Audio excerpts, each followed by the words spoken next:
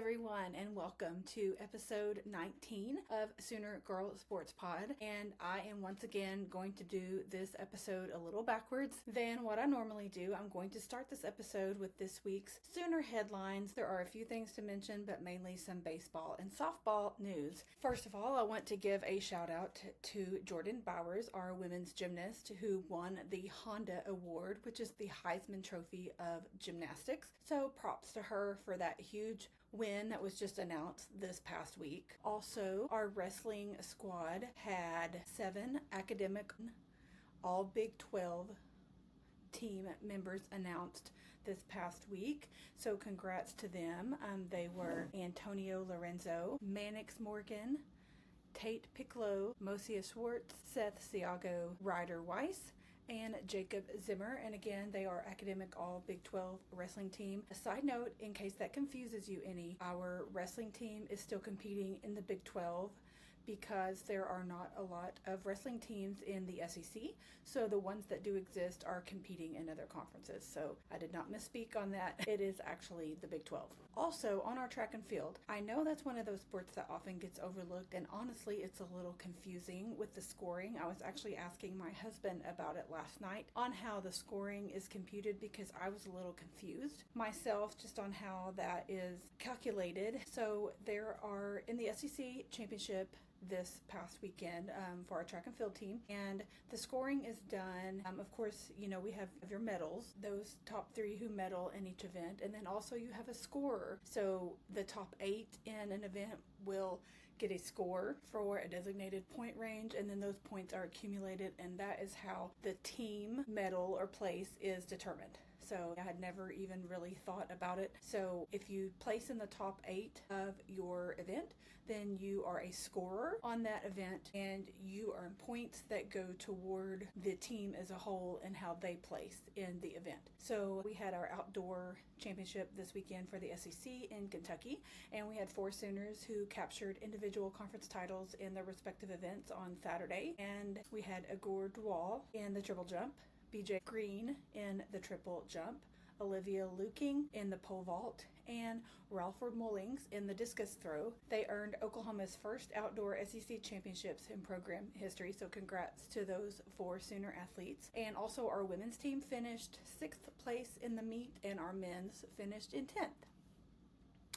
Our women's golf advanced to the national championship for the first time ever since 2018. Our men's team also advanced. Our women are currently competing in day 2 as I'm recording this on Sunday the 18th. So be sure and check back on social media to see how they finish in the tournaments this week. For baseball, we hosted Texas in the final regular season series of the season, and I was at the Thursday night game, and I got to see my friend, so shout out to Nate Dogg. It was great to see you, and it was a pretty good game, and we stayed pretty competitive for most of the game. Ultimately, we did end up losing, but I decided that maybe I'm bad luck for the baseball team because I attended 4 baseball games this season, and we lost all of them. So I was at home on Friday, and of course, we came back in game 2 and beat Texas on Friday, and I thought maybe I was the curse, but maybe not, because we also lost on Saturday, and I was at home on the couch wearing the same shirt, and we lost the series to Texas in game 3 on Saturday, which was senior day. 4 baseball seniors that were honored on Saturday were Grant Stevens, Reed Hensley, Dylan Crooks, and Jamie Hitt. So the boys will be playing in the SEC tournament this week, and they will be playing in game 2 of the tournament, which is on Tuesday morning. It will be 30 minutes after game 1, which starts at 9:30 a.m. It is in Alabama, so they're an hour ahead. So it technically starts at 8:30 Oklahoma time on Tuesday. And so by the time this show airs, we will know if they are advancing to Wednesday's bracket, because it appears to be a single elimination tournament. So if they lose to Kentucky on Tuesday morning, then they will be out. If they win against Kentucky on Tuesday, then they will play Georgia on Wednesday. So by the time this episode airs, we will know the outcome of that to see how they go in the tournament. And as of right now, obviously they are pretty much out of the running for hosting, but they will still be able to get in depending on how they play out in the SEC. So fingers crossed that the boys make it through at least the second round of the SEC tournament. I do think they'll make the postseason regardless, but their seating may not be very high, and I'm not sure where they will travel to depending on that. So we will await those results next weekend after the conference championships are played. Okay, for softball, I have to give a little shout out real quick to our former Sooner, Jordy Ball, who is now at Nebraska. We all know Sooner fans still have very fond feelings toward her and wish her well. And she became the 5th member of a very elite club this past week, the 2020 club. She, again, is only the 5th player in all of history to do it. I do believe the most recent, or one that we might remember, is Sam Shaw from Oklahoma State. That was 2019. But she's in the 2020 club, which means she has 20 wins on the season as a pitcher and 20 home runs as a batter. So that's pretty incredible that there's only 5 players in all of softball history who have ever made that club. So a big shout out and congrats to our girl Jordy Ball. She's still a Sooner, so shout out to her for that amazing accomplishment. But our Sooners, holy smokes, you guys, if you missed any of the regional softball tournament in Norman this past weekend, we had 3 incredible run roll wins 3 days in a row. We run rolled Boston on Friday, California on Saturday, and then again California on Sunday afternoon. 2 of those run roll wins were walk-off run rolls in the 5th inning. So it was just an incredible show with our offense, especially, and even in the circle. All of our pitchers made it into the circle at some point this weekend to get that postseason experience, and they all did really well, and I'm very proud of all of them. Going forward, we're going to need all of the arms and all of the bats on full power, so I'm very glad that they all got that experience. Audrey Lowry, she really made a name for herself in the circle, and I'm very thankful again for her to reiterate after her excellent performance at the SEC semis last weekend. Cassidy Pickering was just on display all weekend as well, when she had a grand slam on Friday, 6 RBIs, and Game 2. Gabby Garcia had her, I believe, 19th home run of the season, if I kept count correctly during the games. So basically on Sunday, we were batting the bench. We had Riley Zakay had an RBI. Cori Hicks had an RBI. Of course, Gabby hit another home run. Parker hit one out of the park, out of the back of Love's Field at 285 feet. The furthest home run that we've had in a minute for sure. First one hit out of Love's Field. Agbayani and Pickering both had 3-run home runs. And our offense, these stats are according to Chris Plank in the post game. Offense was hitting 500 in scoring position and 429 with runners on base. So that is pretty remarkable performance by our offense this past weekend. And so going forward, we will be hosting the Super Regionals in Norman this coming weekend. We will get the winner of the Tuscaloosa Regional, which will either be Alabama or Virginia Tech. That game is still awaiting to be played at the time that I'm recording due to weather. So we are not sure if we will be having a Thursday, Friday, Saturday Super or a Friday, Saturday, Sunday. So be sure and again check social media. All of those updates should be available by the time this episode drops. We will have our opponent as well as the dates and times for the series. So you definitely don't want to miss out on that. If our Sooners, who have made their 15th straight appearance in Super Regionals, can punch their ticket back to Oklahoma City to the Women's College World Series. I do want to give a shout out to my Sooner MVP of the week, Kyson Witherspoon, because I do think that on Thursday night I was able to watch him pitch. It was probably his last time at the Eldell Mitchell, and he was incredible. He had 8 Ks through 6 innings, and he got a standing ovation when he came off the mound on Thursday night. And if it all pans out the way that everyone thinks it will be, he will be going into the Major League Draft, so we won't be seeing him in Norman anymore. But I'm going to post a picture up on the video for those to see. These 2 photos, but one is of his standing ovation coming off the mound on Thursday night, and also an excellent photo that was taken by the OU photographer Morgan Givens. He was sitting down next to my buddy Travis Davison on Thursday night and took this excellent photo. It's probably one of my favorite photos that I've ever seen. So shout out to Morgan for getting this picture. And again, I'll post these up on the video for those that are watching. So I want to end this segment of the show with my Sooner fun fact of the week. And it is, in 2022, Sooners women's tennis team became the first Big 12 regular season champions for the first time in program history. The Sooners men's tennis team reached the NCAA Division won men's tennis tournament for the 13th consecutive time in 2023. So again, thank you all to everyone for your overwhelming support across social media and on all of the platforms in which you listen. I cannot thank you enough. If you do not follow me on social media, please go give me a follow. I'm at Sooner Girl Pod on all platforms. You can find information. Bio on any platform is my link tree, and everything is linked there. Social media, podcast platforms, if you're interested in purchasing merch. Also, sign up for my new newsletter. It is called The Playbook.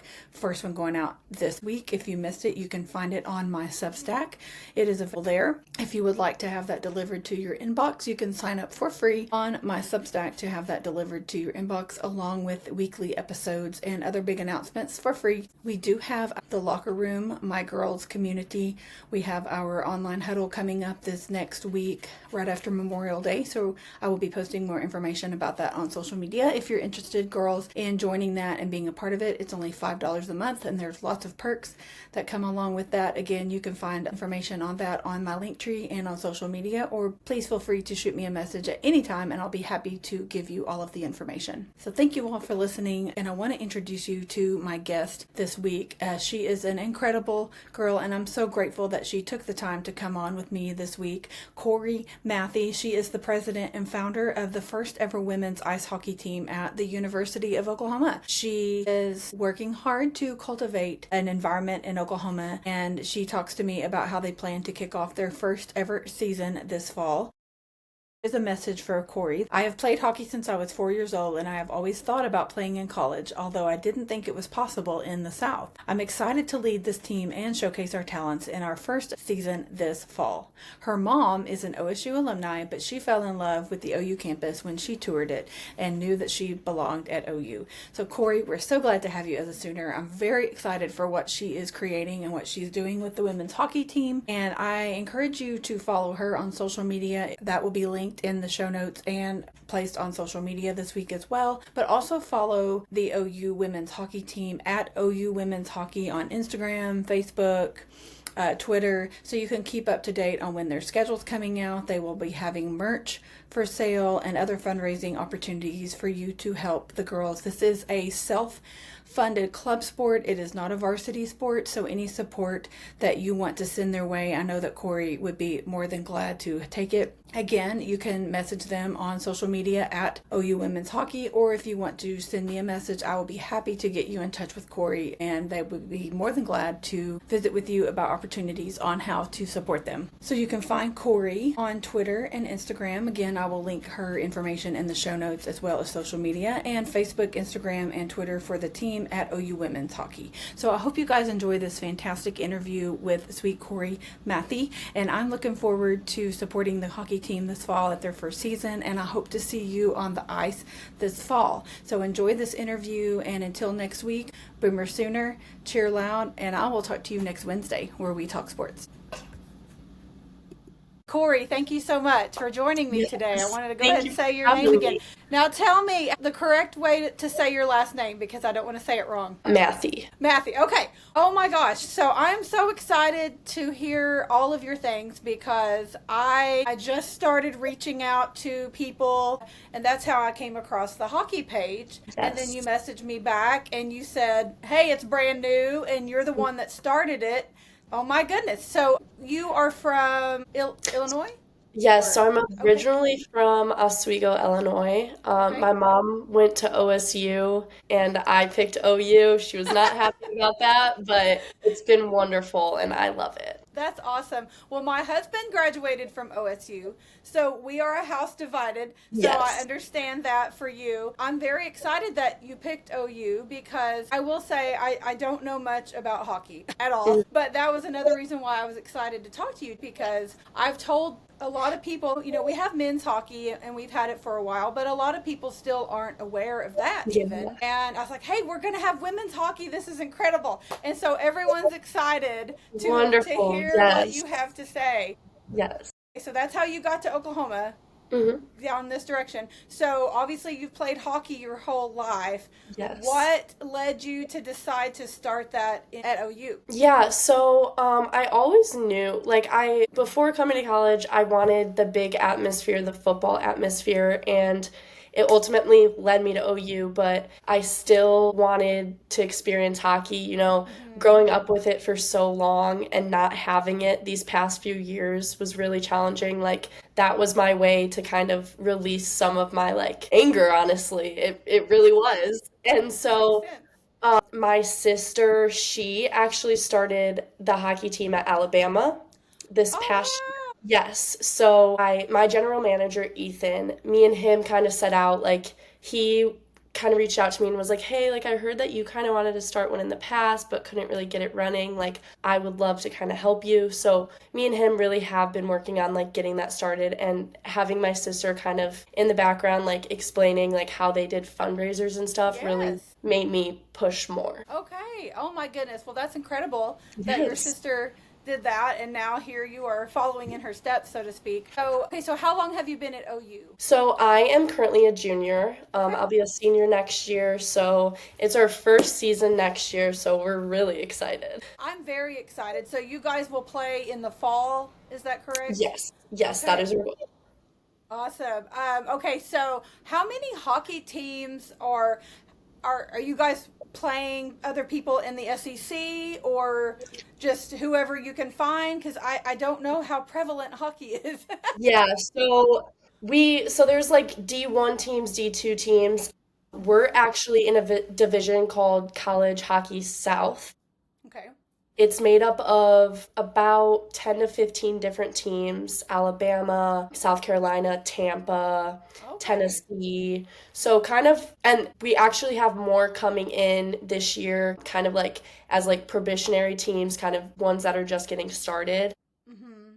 So it'll be a lot of, like, we'll have some here and then some away games, but it really is more like the South schools. Okay. Yeah, it sounds like it. That actually kind of shocked me a little bit.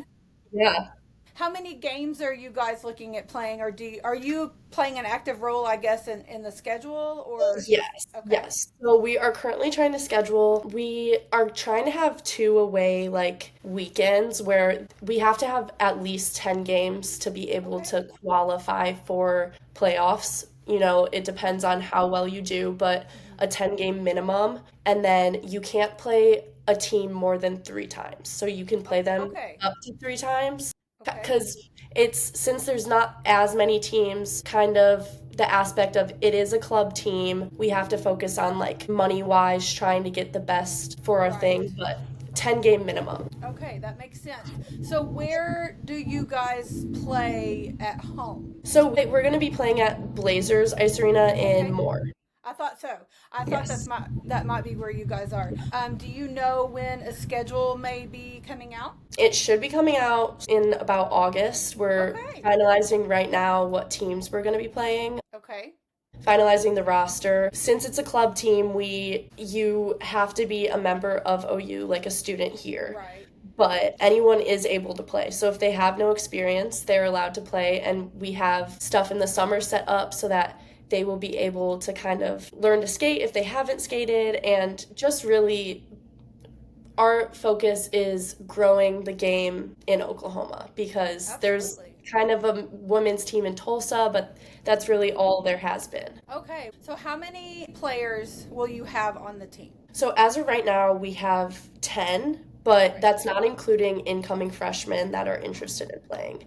Because just kind of even talking about it last year, the talks of it like happening, girls were like, "Oh, you, I could go there." So I already have a few girls that are like, "I want to come next year for this team." Good. That is Yes. so cool. Like I said, I don't know hardly anything about hockey. It has been years since I even went to a hockey game. And when I was in college at OU, Oklahoma City had a team, which was the Yes. Blazers. And so I think it's probably been about that long since I've been to a hockey game. But I plan to change that in the fall because I'm coming to see y'all because I can't wait. Yes. So I'm so excited. So, what are some things that you have up your sleeve as far as fundraising or gaining awareness for the team and things like that? Or, like, what can people do to help? So yeah, so May 1st, we're actually starting a popcorn fundraiser for each of our players. Like, they register and it's $11 for like the basic ones, and then it goes up in price. That's our starting one. Next semester, we're gonna have a lot more fundraisers. I'm gonna set up a car wash for Oh kind yeah, of good. the girls, and then with help from one of the frats. And then a lot of like learn to skates and just like teaching girls how to get involved. Okay, perfect. So obviously social media is a big way to, get the word out and having your friends and family and such to share everything. So I'll be on the lookout for all of that stuff when it's posted so I can help Yeah. share and spread the word for you. I'm very excited for you to get this going this summer. And okay, so tell me a little bit about just you growing up and how you got into hockey and things like that. What made you love it Yeah. so much? Um, so me and my sister actually started out with figure skating lessons and she did not like it. We, but my dad wanted us to learn to skate. He played hockey in high school, and so when we were about the age of 3 or 4, he put us on skates, and we have played ever since. High school, both me and my sister double rostered on our high school team and a club team, Oh, so nice. very active, always gone for weekends. But I think the most rewarding part was definitely just like the teammate aspect of it. You really like, if you haven't been on a team before, you wouldn't know, but being on a team, it's very rewarding. Like I was a captain for a few years, assistant captains, and it just made me appreciate everything that I was given. It's a hard sport, I will say that, but it's been very rewarding. That's awesome. Well, it's kind of combining two sports into one, honestly, Yes. because you're ice skating plus playing hockey, and that is another thing that blows my mind, if we're being honest, because I have always been fascinated with ice skating, and also in turn even just fascinated with hockey as the sport, even though I don't know a ton about it, because I don't know how all of these people can just skate around and do all the things. Like, it's so Yes. mesmerizing to me, and I love watching figure skating. So anyway, for hockey being two sports in one, it's really fun to watch. It's incredible, and I mean, I think that says a lot about you and the others as athletes, because there's a lot going on at one time. Absolutely. That We is every weekend. I mean, during like in high school, I kind of because I didn't play AAA, I played double A, and throughout my life, my parents were like, "You could go and play, but like your life is gonna be a lot more busier than it already is." And I decided like I want to have a high school experience and still yeah. be able to do everything. Like in high school, I also did track, so Okay. I was very busy, but I was able to. It also taught me a lot how to manage my schedule Yeah. because I was always gone, but it truly was one of the best decisions he That's could have awesome. made for me. Well, it sounds like, like you said, talking about all of the good things about being on a team. And that's something that a lot of people don't think about. Just sports in general, it's not just about playing at the next level or Mhm. whatever it taught you, like you said, about time management and things like that are important for life. So Yeah. I think that's something that gets forgotten a lot of times, which is easy to do, but Yes. it's a good reminder, especially coming from you. So okay, so you're looking at building the team and looking at the incoming freshmen coming in. So this summer, tell me again what you have on deck for the summer. So like anybody can come and try out, so to speak, or play, or do they have to try out? Yes. Um, it's not really, yeah, like they could. They do unfortunately have to be like a student of OU. Right. Okay.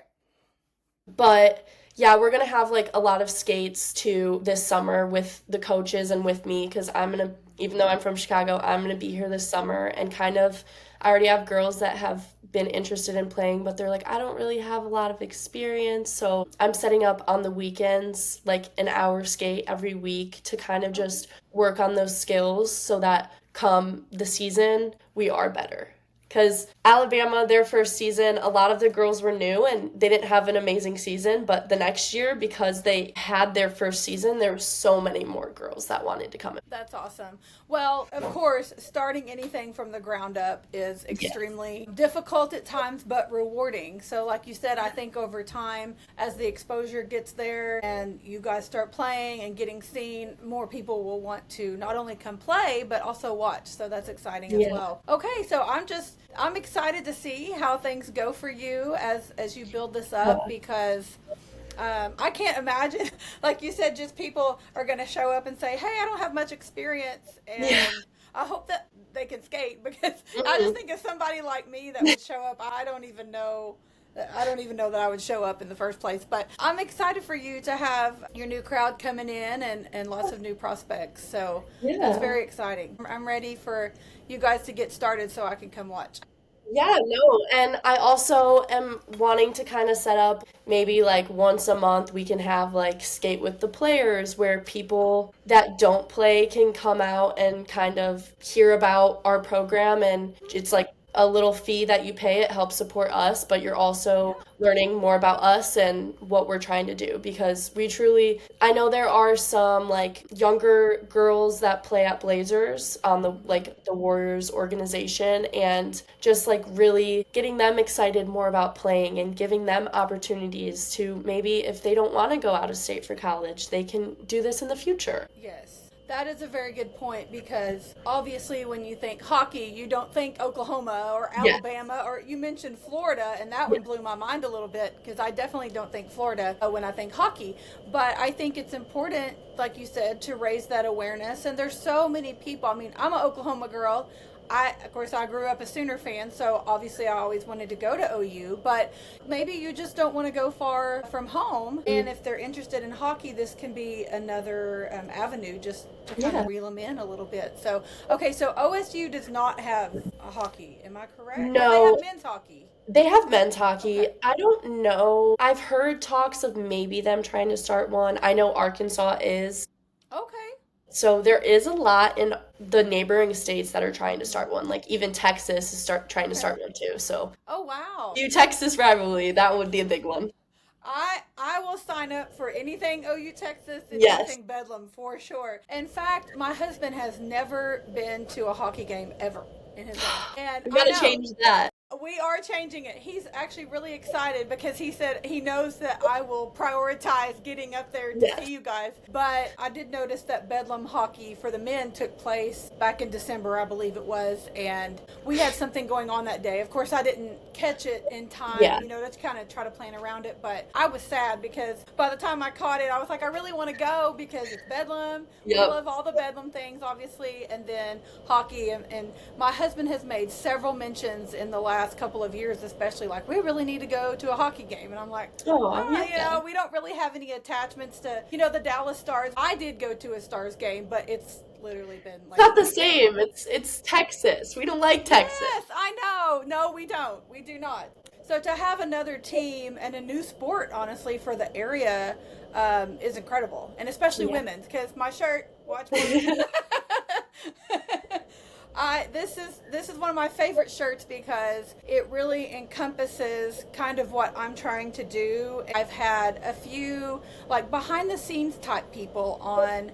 I have Carly Murray, she actually does sideline reporting for Yeah. baseball. She works for Sooner Sports Properties. Caitlin Fournier, she does fan relations for softball and women's gym and football. And Whitney, she's the assistant turf manager, takes care Oh. of track and field, softball, and some football as Oh, well. yeah. And so those people that are behind the scenes that don't get seen, don't get recognized, not that they're looking for recognition, but it's nice They deserve to be, it. they Yeah. do deserve it. It's Yeah. nice for them to get that acknowledgement. And I spoke with Caitlin that does fan relations, and she mentioned Whitney, and I immediately said, I've got to find her because this is incredible. Yeah. But it was so cool talking to her because I've gone to a few softball games and I wave at her from the Yeah. field and got to meet up with her. I pay more attention now to what she's doing on the field because a lot of times, we just show up. Yeah, As a you don't see the behind the scenes people. not at all. And I honestly don't pay a whole lot of attention. I just show up and the field is ready to go. And I don't Yeah. think twice about it. But talking to her really made me aware of all of that. And it made me want to shout from the rooftops like, hey, there's people, doing all the things that often get ignored or just not acknowledged. And then same with Caitlin. She's in charge of The light shows, the flyovers, all the music line up, and all the things like that. That again, we just show up and it does it. Yeah. And I've never You're like, thought how did that twice happen? about it. Like, okay, well, there it is. So it's been incredible. And then for softball this season, there's been a lot of weather mishaps and Yeah. delays and reschedules. So it's been interesting talking to her about that and Whitney, because I'll text them and be like, okay, so did the field drain or did you get the Yes, flyover rescheduled? And it's just crazy. It's a lot of details that it people is. are not aware of. This Friday, they're playing regionals. I'm Yeah. at the tennis center, so I'm going to stop in. I went to my first tennis match. It was men's a few weeks ago. And so it's just really cool for myself, too, Mhm. because I'm like, I'm going to go check out all these people that, Yeah. like, a lot of people don't go watch tennis. And I mean, I love tennis anyway, Yeah, no, but a lot of people don't go watch, but I they mean, don't. it's a huge thing on our It campus. Like, is. It really they're is. really And good. our teams are really good. And, honestly, same with men's gymnastics. I Hmm. had the men's gymnastics coach on about a month ago, and he is awesome. And he's been at OU forever. He Yeah. was there when I was in college, but he is such a nice guy. And our men's gymnastics, we finish top two, top three in the nation every year. Yep. But we And don't get that credit because of the nope. women's. And it's crazy, and I'm glad that the women's gymnastics are Exactly. getting, Yes. but It also should like be. I told Mark Williams, I said most of the time when people think about gymnastics, they do think about women, they don't think about men, and so that does make a little sense. But at the same time, like I have gone to several men's meets over the years as well, and it's a lot of fun, but it does kind of make me sad a little bit with McCaslin. I mean, the last time I did go in McCaslin, it was pretty full. It Hmm. was a big meet. Stanford was there, Yeah. which they were number two and we were number one at the time. I love talking to him and gaining that awareness again, just for another sport that Yeah. often gets overlooked, and for what reason? I No, mean, I really think the biggest thing is awareness. Like yes, everyone it is. knows about the OU men's team because it's been around, but like even me going on campus and being like, does anyone want to join? They're like, oh, I've never heard of this before. And I'm like, well, Yes, I put flyers around campus. Like it's just very much word of mouth it and is. getting those like sponsorships Oh, and yeah. so yeah. It is. It's hard. And starting Yeah. something from the ground up is incredibly overwhelming at times. And like you said, just gaining that awareness. So you've really done a great job doing that, and that's a lot of ambition even just to start that. But you have a passion for it. Yes, And you yes. can tell, and that helps. And that's why I think I enjoy doing what I do, because I Yep. love all things OU and I have that passion. So that definitely makes a difference when you're trying to build something. So, Hmm. No, anyway, definitely the passion. And I feel like I've had some girls say, "Oh, I don't know yet." And I'm like, "I'm ready." Like I'll get us there. I just need those that support, you know? yes, getting people on board with you. Yes. Yes. Well, I hope that you get lots of people on board with you, and Yeah. I will do the best I can to help you gain Thank you. awareness. And I plan to come and watch, hopefully more than once, but I will Yes. definitely make at least one trip for sure. Do you have anything else you want to share, talk about? No, I just think my if the Instagram is OU Women's Hockey. We kind of are re-updating it, refreshing it, making it more concise together. Hmm. We also have a Facebook and a Twitter. Okay, yes. And our biggest thing right now is definitely fundraising. Like, if sponsorships, if anyone would want to reach out and sponsor our team, that would be amazing as well. Okay. I'm very excited again. I know I've said it 1,000 times, Yeah. but I really am, because I think it's so cool that you have the passion and desire to do this. And I know it's a lot of work, but I hope that you get all the people on board and all the sponsors and all the things. So, are you guys going to have jerseys for fans? Yes, yes. We Okay. once we get our jerseys situated and the full roster, we're actually gonna open up a shop to where you can get Good. jerseys, sweatshirts, any apparel. Okay, perfect. Well, I will be one of the first orders. Yes. I'm excited. I will share that. Any closing thoughts before we wrap up? Anything else? Just thank you for having me on here. I really appreciate it. Oh my gosh, well, you're very welcome. I'm so excited to help you Yes. in whatever way I can get the word out there. I yes. Yes, and I look forward to meeting you at the games, Oh, hopefully. absolutely. Yes, I will definitely let you know when I'm coming because I have to Yeah, meet you for sure. I So anyway, appreciate that. thank you so much for Yes, thank telling you us, for having me. of course, all the things about OU women's hockey, and I'm pumped to see you guys this fall. So it's going to be Yes. awesome. Yeah, boomer sooner, baby. Boomer sooner.